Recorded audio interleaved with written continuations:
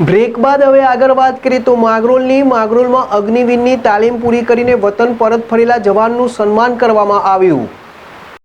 માંગરોળ તાલુકાના કંકાસા ગામના વતની તેજ ગોવિંદભાઈ વાઘેલા અગ્નિવીર આર્મીની તાલીમ પૂર્ણ કરીને વતન પરત ફરતા માંગરોળ ખાતે ધોબી સમાજ દ્વારા યુવાનનું સ્વાગત સન્માન કરવામાં આવ્યું હતું। આ પ્રસંગે મોટી સંખ્યામાં જ્ઞાતિજનો ભાઈઓ બહેનો ઉપસ્થિતિમાં આર્મી જવાનને શાલ તેમજ ફુલાર પહેરાવી સ્વાગત સન્માન કરવામાં આવ્યું હતું અને ભારત માતા કી જયના નારા લગાવ્યા હતા। જીતુ પરમાર, જેડેશ ટીવી, માંગરોળ।